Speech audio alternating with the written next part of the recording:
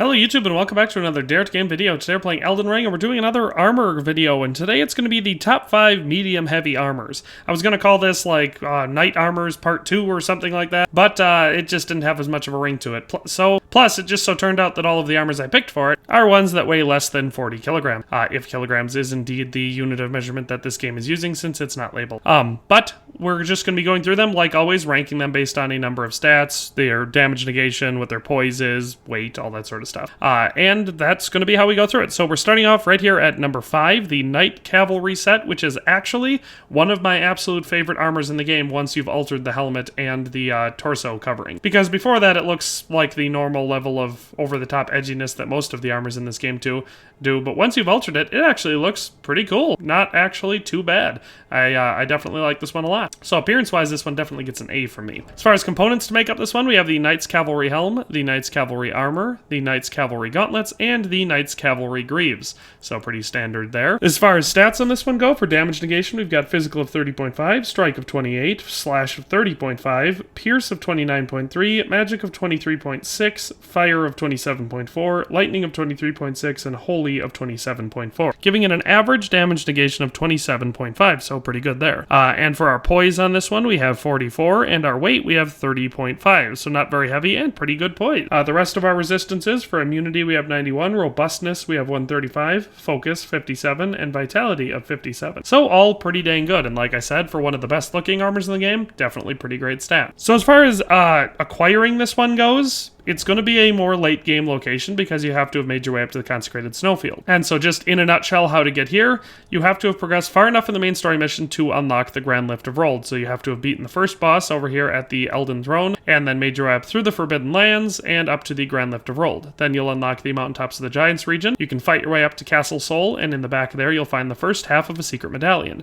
The second half of that secret medallion can be found down here in the village of the Albinaurics. From this Site of Grace, you can just go up a small hill behind some buildings, and there will be a pot. You hit that pot, it'll turn into man, and he'll give you the other half of the medallion. Then you return to the Grand Lift of Rold, hoist the secret medallion, and progress on through to the consecrated snowfield. Alright, and to find this armor, you're going to want to, like I said, once you've made your way up to the consecrated snowfield, you're going to want to make your way to the inner consecrated snowfield, which is a Site of Grace right here, so they all basically kind of go in a straight line. And from here, you're going to want to look to the southwest, and so you can see over there, there's a caravan being pulled by some giants. It's going to be guarded by quite a few people, including 2 Knights Cavalry guys. You're going to want to fight and kill them, and they will drop this armor. So one of them will drop a, I believe, Ancient Dragon Smithing Stone, and the other one will drop a set of this armor. So that is the way that you get it. It can be a pretty complicated fight, given the amount of enemies that are going to be around here, and the fact that just in general, the Knights Cavalry guys aren't that easy to kill. But that being said, you will have to do it at night, I believe, for the Knights Cavalry guys to spawn. So that is how and where. I'll just show you on the map exactly where we are. This is where the caravan can be found. That is exactly how and where you can get this armor. So, yeah, that's number 5. Alright, and so for our number 4 on this list, we have the Cleanrot set. And so this is one that I think a lot of people would like the appearance of. It's got a pretty standard medieval kind of knight vibe to it. I mean, the helmet's a little bit different. Not too ridiculous, though, considering the basic style of the helmet is pretty standard. It's just got some wings coming off the side, which, like I've said before, wouldn't be super uncommon in tournament armor or really, really high-end armor like a king might wear. But, you know, for a standard thing, it would be pretty odd. But, like I said, overall design of this suit is actually pretty solid. As far as components, it's made of the Cleanrot Helm, the Cleanrot Armor, the Cleanrot Gauntlets, and the Cleanrot Greaves. So pretty obvious, you know, togetherness there. As far as stats on this go, for damage negation, we've got a physical of 31.8, a strike of 29.1, slash of 35, pierce of 38.3, magic of 27.4, fire of 27.9, lightning of 24.7, and a holy of 29.3, giving it an average damage negation of 30.4. As for poise, we have a score of 48, so a little bit higher than the last one, and for weight, 35.7, so a bit heavier, but still not crazy heavy. So yeah, pretty solid stats and a pretty cool looking suit of armor, at least in my opinion. Now, as far as getting this one goes, it's going to be a pain because you got to grind it. As far as I know, there is no one place where you can get a full set of this. You just have to get it from Cleanrot Knights. And so there are several places on the map where you can find a concentration of Cleanrot Knights. One of the earliest, and in my opinion probably the best, is going to be here in the Aeonia Swamp in Caelid. So if you go into here, you're going to have a decent concentration of them, and considering it's at least what I would consider an early game region, it makes sense to start here. If you don't want to do it here, there's a couple other spots. There's a very late game region, Miquella's Halig Tree, where you'll find a number of Cleanrot Knights that you can grind it for, or if you don't want to do it there, there will be quite a few of them in the Shaded Castle. So any of those places are great grinding locations. I just think the Aeonia Swamps is probably the best. And as far as tips in here, basically just try to be mounted on horseback and either use the spell that cleans you of rot or have your boluses that help you with the Cleanrot so you don't just die from it. But basically I just start from the inner Aeonia and then get on my horse and ride around the general vicinity here. There are a number of these things that will pop up, so you can see there's one standing over there already. It's the same method you use to grind any of the Cleanrot weapons, so you just run around and kill them. And as you kill them, every single time there will be a chance that they will drop any of the components of your suit of armor that you're looking for. Like I said, I like to stay on horseback so you can A, stay out of the rot, and B, keep your distance on them just in case, because they can be challenging enemies if you're not ready for them. But yeah, so you just kill them, keep grinding them, keep spawning back in and killing them until they drop all the pieces for your armor set. Alright, just for reference, killed all 5 of those ones. We got Cleanrot Greaves and Trina's Lily. So, one piece of the armor. So like I said, you grind them out like that. There's a nice concentration of them here, so it shouldn't take too long to get the full set. Okay, and at our number 3 spot, we have the Royal Knight set. And now as far as appearances go on this one, it's more of a silly looking set. I'm not exactly sure what they were going for. I can see influences from some late medieval armor styles in here, like the extremely oversized thigh protection that was not totally uncommon, especially in tournament armor, because it protected your legs, which were the most exposed thing when you're riding on horseback. But the helmet is definitely very goofy looking. I can see that they went a little over the top with that.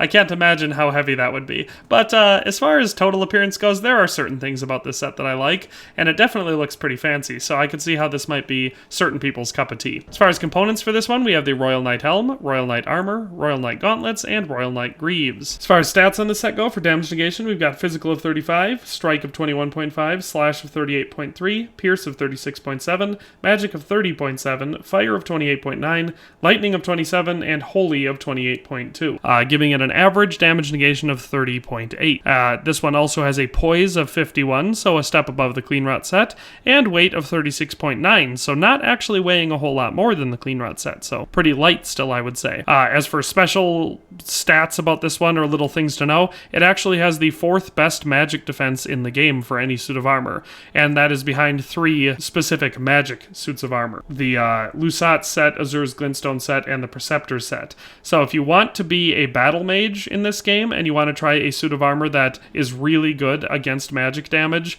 but also gives you quite a bit of physical damage negation, this one is actually a pretty solid option for that, because it's got some of the highest magic damage negation in the game. And that being said, the way that you get this one is by making your way to the Halig Tree sub-region. And you need to make your way to the Consecrated Snowfield first, and I've already explained how to do that in the first suit of armor on this list, the Knight's Cavalry set. Once you've made your way here, you got to make your way to the Ordina Liturgical Town.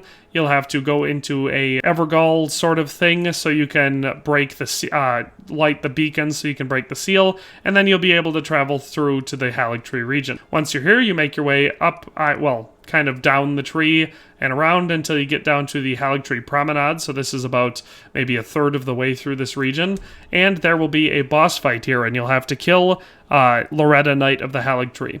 So she can be a pretty complicated fight, and I definitely don't recommend that you try using magic against her unless you've got a really overpowered build, because as I already said, this suit of armor is pretty great for magic damage negation. So you're much better off taking any other approach, unless, like I said, you've got an extremely overpowered magic build. Don't spam glintstone pebbles against her is basically what I'm saying. Once you've defeated her, you have to go to the Round Table Hold and you'll be able to buy the armor. So in Round Table Hold, as always, you're going to want to head up to the top room here to the Finger Reader Enya, receive equipment of champions, and you'll be able to purchase it. So you can see there's the helmet, there's the armor. And that is how you get the Royal Knight set. So like I said, probably worth getting, especially if you want to be a battle mage, given how good its magic damage negation is, and it does look pretty fancy. I would, if I was going to wear this just for me, I'd probably swap the helm out for maybe the standard Knight's helm, because I think that would look considerably better. But that is the number 3. Let's move on to number 2. Alright, and so for our number 2 spot, we have the Crucible tree set, and I know a lot of people are big fans of the Crucible armor. And this is pretty honestly good looking. Basically, the only problem I have with it is the helmet stylistically, because I really don't like the way the helmet looks. Other than that, it's a pretty cool looking suit of armor despite looking really, really heavy. As far as components, this one's made up of the Crucible Tree helm, the Crucible Tree armor, and then the Crucible gauntlets and greaves, which are technically the same for two different suits of armor, so they can be interchangeable. As far as stats on this one go, for damage negation, we've got a physical of 38.7, strike of 30.3, slash of 37.6, pierce of 35.2, magic of 28.2, fire of 26.6, lightning of 24.7, and holy of 30.7, giving it an average damage negation of 31.5. This one has a poise of 58, so another step above the Royal Knight set, so we just keep going up, but a weight of 36.9, so it actually weighs the same as the Royal Knight set, so we're not getting much heavier for those stat increases that we have, so that's pretty great. As far as other resistances go, we have an immunity of 120, a robustness of 170, a focus of 84, and a vitality of 84, so not bad overall. Pretty great stats. As far as getting the suit goes, it's a pretty straightforward process. You need to get to deep root depths, and to get to there, you need to get to the Siofra River area and make your way to the end, the Great Waterfall Basin, and there will be an abandoned coffin that you can get in, and it will bring you to the deep root depths area. Once you get to the deep root depths, you're going to want to make your way over to this site of grace, where I'm at, the Nameless Eternal City. And from here, it's pretty easy to get to the area where you need to get the set, so we'll just zip through.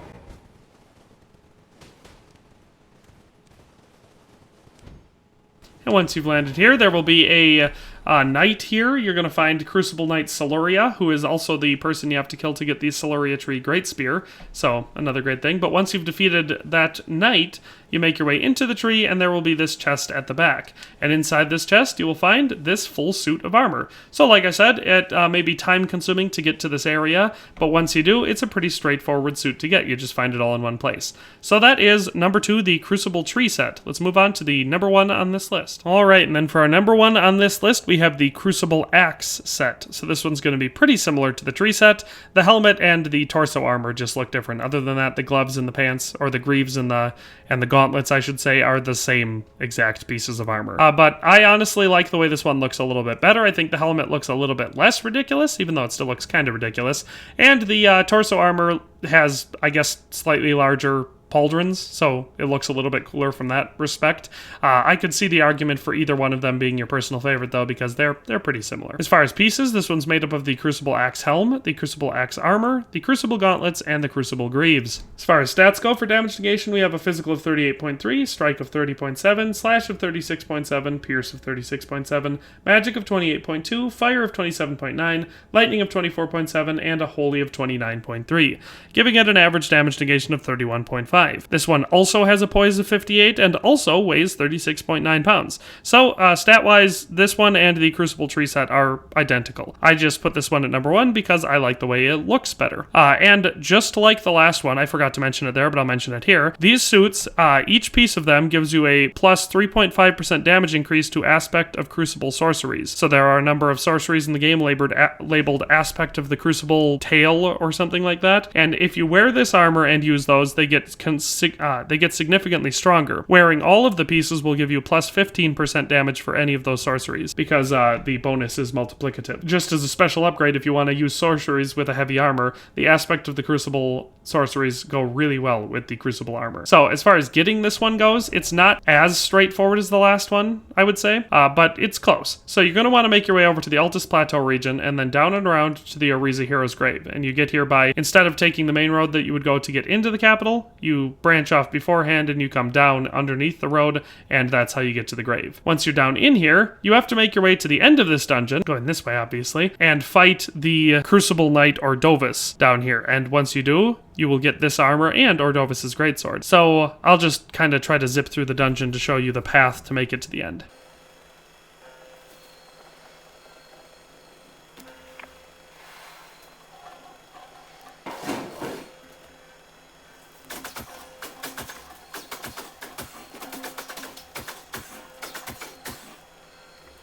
So normally to get to this point, you'd have to avoid a bunch of chariots that'll be running through there, but I actually recently just completed the chariot puzzle in this dungeon to unlock the tree sentinel armor. If you want to see that, you got to check out my top 5 knight armor video, because I show exactly how to do that and to get that suit of armor. So that would be why there was no chariots. Otherwise, there would be chariots in your way to get here. But then you just pass through this barrier and defeat the knight, and then you'll get the armor. And so once you've defeated the Crucible Knight and, of course, his buddy, because I forgot there was actually 2 Crucible Knights here, you'll get Ordovis's Greatsword, the Crucible Axe Helm, Crucible Axe Armor, Crucible Gauntlets, and the Crucible Greaves. Pretty solid boss fight, because there's going to be 2 of them, but if you keep yourself mobile and all that sort of stuff, you'll be able to take care of them. So that is how and where you get this armor. That is all 5 of my medium-heavy knight-ish armors. Honestly, some great ones on this list. I like the way that most of them look, but that's all for today, so I hope you enjoyed this video and hope it was useful, but we'll see you next time. Thanks for watching another Dare to Game video. If you liked this video, please leave a like and a comment. If you haven't already, be sure to subscribe to the channel. If you like my content and would like to support this channel, consider becoming a member today for as little as $1.99 a month. It makes a huge difference. But in any case, thanks for watching and have a nice day. I'll see you next time.